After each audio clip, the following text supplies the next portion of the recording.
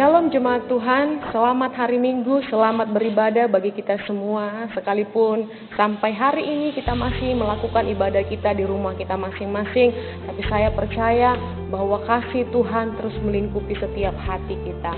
Nah, pada hari ini kita akan sama-sama mendengarkan firman Tuhan yang akan memberkati kita, menguatkan, bahkan menegur kita.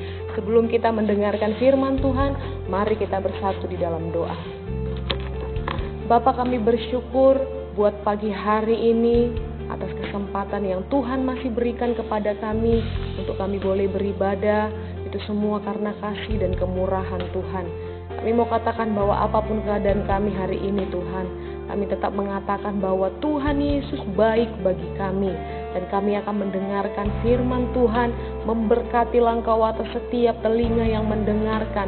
Bahkan setiap kami yang akan mempelajari firman Tuhan, kami percaya Roh-Mu bekerja bagi kami semuanya. Terpujilah nama Tuhan, di dalam nama Yesus kami bersyukur dan berdoa. Haleluya, amin. Puji Tuhan. Kita akan dengarkan firman Tuhan. Nah, Bapak Ibu Saudara terkasih dalam nama Tuhan, masa-masa yang kita lewati saat-saat ini adalah masa-masa yang sangat sukar. Masa-masa di mana kita akan menghadapi banyak sekali kesulitan di tengah-tengah pandemi COVID-19 yang semakin merambat kemana-mana, bahkan ke belahan dunia. Nah, Saudara terkasih dalam nama Tuhan Yesus, hal ini apakah semakin membuat kita dekat kepada Tuhan atau membuat kita semakin jauh daripada Tuhan? Firman Tuhan hari ini akan saya sampaikan dengan judul kemuliaannya. Saudara yang terkasih dalam nama Tuhan, kita akan buka di dalam Lukas pasal yang ke-24 ayat yang ke-13 sampai ayat yang ke-35 dengan judul perikop Yesus menampakkan diri di jalan ke Emmaus. Dari ayat yang ke-13 sampai yang ke-35 ini saya akan menceritakan sedikit bagaimana inti dari ceritanya ini, bahwa ada dua orang murid Yesus yang akan melakukan perjalanan dari Yerusalem menuju ke Emmaus. Mereka sambil berjalan, mereka bercerita tentang bagaimana Yesus disalibkan, lalu Yesus mati dan Yesus dikuburkan. Tanpa mereka ketahui, ketika mereka sedang berjalan, di tengah perjalanan mereka bertemu dengan Yesus, tapi mereka tidak mengetahui bahwa itu adalah Yesus.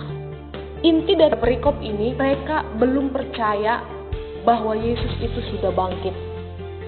Nah, saudara yang terkasih dalam nama Tuhan, kita akan bahas satu persatu apa yang perlu kita ketahui dari perjalanan kedua murid Yesus ini.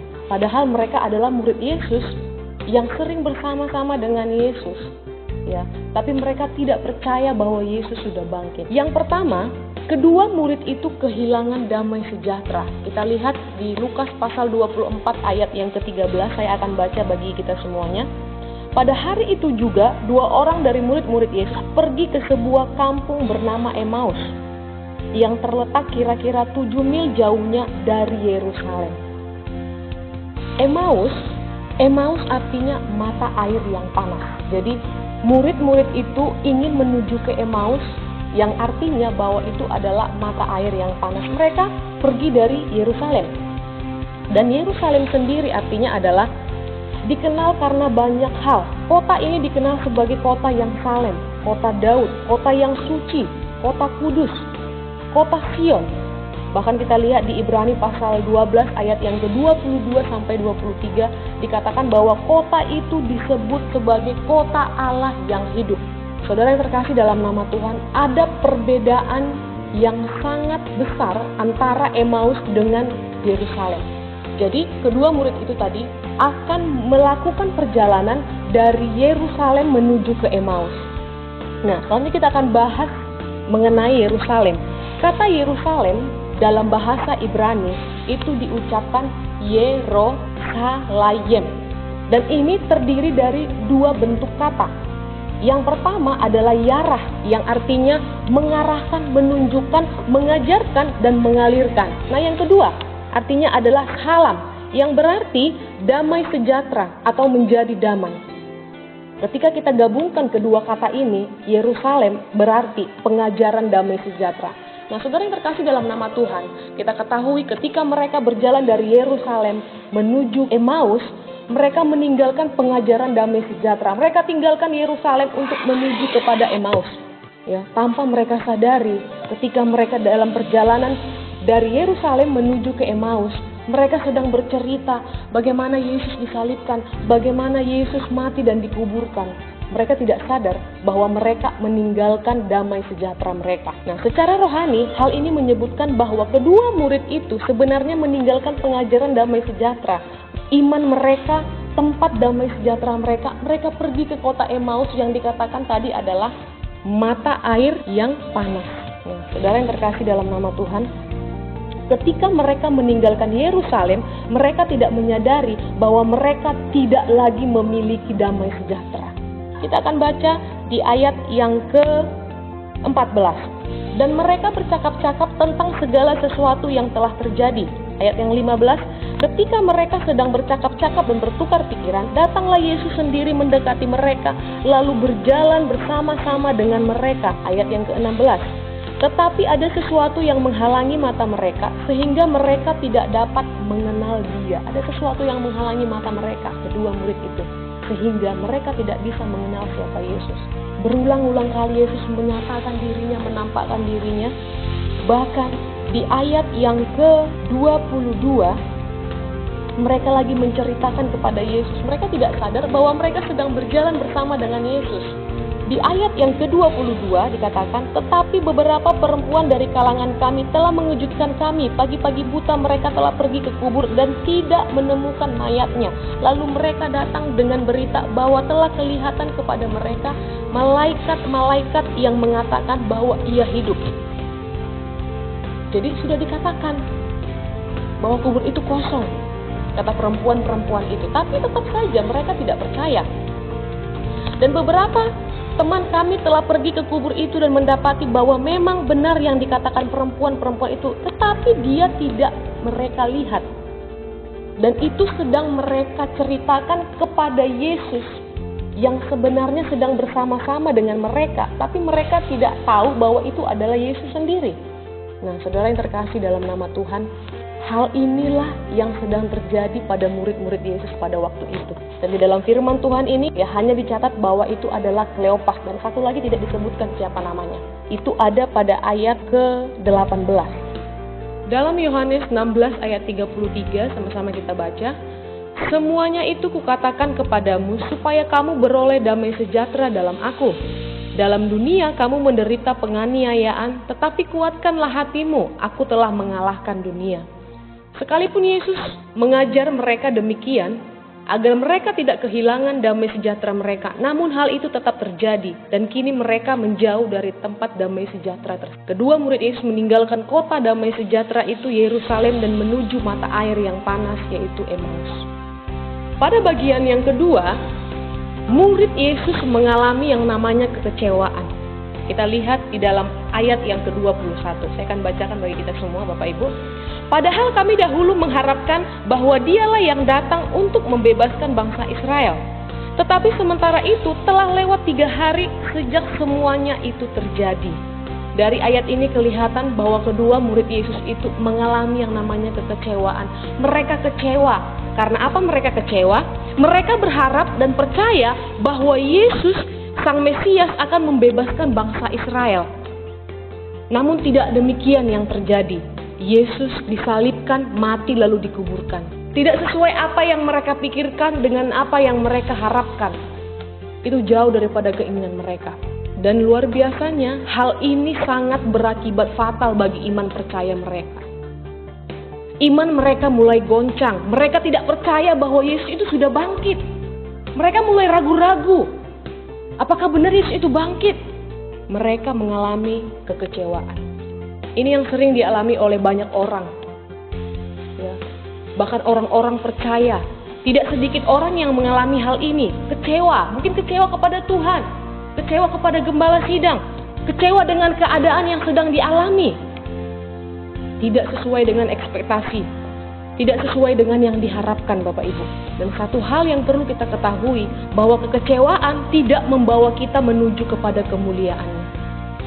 Pada bagian yang ketiga, bahwa mereka tidak memiliki pendirian yang tetap. Kita lihat dalam Lukas pasal yang ke-24 ayat 25 sampai ayat yang ke-26. Saya akan bacakan bagi kita semua. Lalu ia berkata kepada mereka, "Hai kamu orang bodoh, betapa lambannya hatimu, sehingga kamu tidak percaya segala sesuatu yang telah dikatakan para nabi." 26. Bukankah Mesias harus menderita semuanya itu untuk masuk ke dalam kemuliaannya? Nah, satu hal yang perlu kita ketahui, ketika mereka berjalan menuju Emmaus, dan walaupun mereka telah mendengar kesaksian para wanita yang datang mendatangi kubur Yesus pada waktu itu, tetap mereka tidak percaya bahwa Yesus telah bangkit. Bahkan pada beberapa ayat dalam perikop ini menyatakan bahwa Yesus sudah bangkit dan Yesus menyatakan hal yang sama. Namun mereka tidak percaya. Sampai di ayat yang ke-25 ini Yesus berkata, "Hai kamu orang bodoh, betapa lambannya hatimu." Sampai Yesus berkata demikian, tetap mereka tidak percaya. Alkitab tidak menyatakan secara langsung bahwa keduanya tidak percaya sepenuhnya, ya Bapak Ibu, tapi sebaliknya bahwa keduanya tidak memiliki pendirian yang tetap di dalam Tuhan. Nah, saudara yang terkasih dalam nama Tuhan, apakah keadaan di akhir-akhir ini membuat kita mulai tidak memiliki pendirian yang tetap di dalam Tuhan? Karena keadaan saat ini adalah keadaan yang sangat-sangat sulit. Apakah kita mulai bimbang? Apakah kita mulai meragukan kuasa Tuhan? Apakah kita mulai meragukan keberadaannya? Apakah kita mulai menyalahkan Tuhan? Kenapa begini? Tuhan, mengapa seperti ini? Orang yang tidak memiliki pendirian yang tetap di dalam Tuhan tidak akan sampai kepada kemuliaannya. Kedua murid ini tadi tidak mengerti bahwa pintu penderitaan sesungguhnya adalah pintu menuju kemuliaan. Walaupun kita terkadang di tengah perjalanan keputusasaan, kekecewaan, penderitaan, keraguan-raguan, ada Yesus yang berjalan bersama dengan kita. Firman Tuhan hari ini mengingatkan kita bagaimana supaya kita menjadi orang-orang yang tetap mempertahankan kepercayaan kita kepada Tuhan hingga kita sampai kepada kemuliaan. Saudara yang terkasih dalam nama Tuhan Yesus Kristus, akhir dari cerita kedua murid tadi, bahwa mereka akhirnya percaya bahwa Yesus itu bangkit.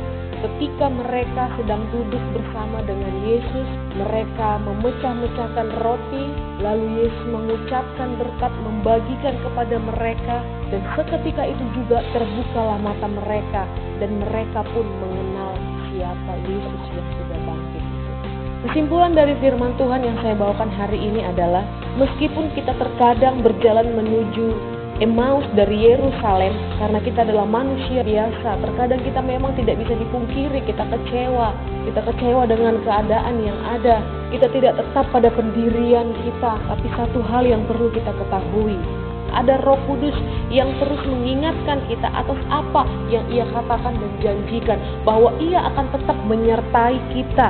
Perkataannya memiliki kuasa untuk mengubah keputusasaan menjadi harapan yang indah.